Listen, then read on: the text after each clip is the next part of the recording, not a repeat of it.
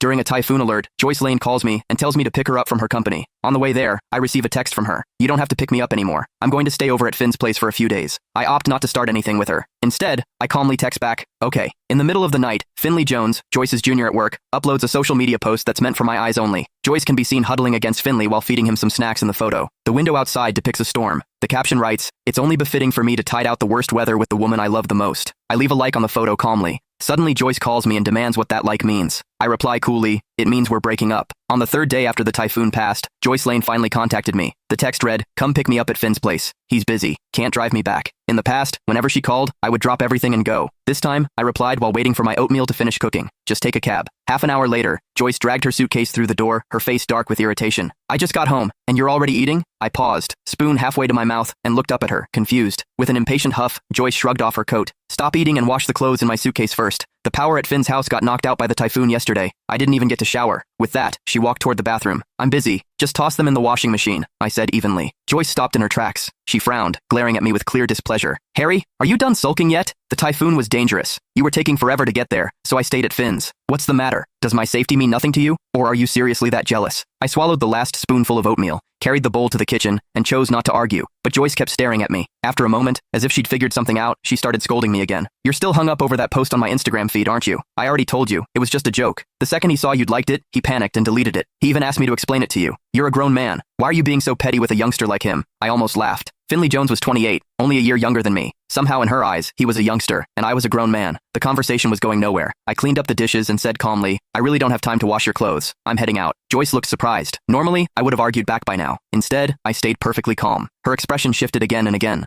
Just as I stepped out of the living room, she suddenly walked up and kissed me. "There. Happy now?" Joyce shot me a proud, almost smug look, as if my emotions were entirely under her control. I instinctively pushed her away. A wave of nausea hit me. Even when Joyce was in the wrong, Joyce had never stooped to this, never tried to coax me with a kiss. Yet here she was, doing it for Finley's sake. Judging by the looks of it, whatever could have happened between them in those 3 days probably did. I casually wiped my face and headed to the door to change my shoes. Joyce stared at me in disbelief. "Harry, what's that supposed to mean? Are you disgusted with me?" "No," I replied, "just a bit of a germaphobe." Joyce was just about to lose her temper when my phone rang. My rideshare had arrived downstairs. Seeing me about to leave, she suddenly grabbed my arm. Her expression turned strangely flustered. "What's gotten into you today? Where are you going?" "Work." Joyce heaved a sigh of relief and said with a cold expression, "Cancel the ride. I'll drive you." Her car was a gift from me, yet she rarely ever let me ride in it. This sudden display of consideration was unprecedented. I was about to refuse, but she had already grabbed the keys from the entryway and walked ahead. Typical of her, she strode ahead with her usual assertiveness. Left with no choice, I canceled the ride and followed her downstairs. The moment I sat in the passenger seat, I noticed an animation sticker stuck to the dashboard. It read, "Boyfriend's exclusive seat." Joyce had always been meticulous, and she hated unnecessary decorations in her car. It was obvious who had stuck the sticker there.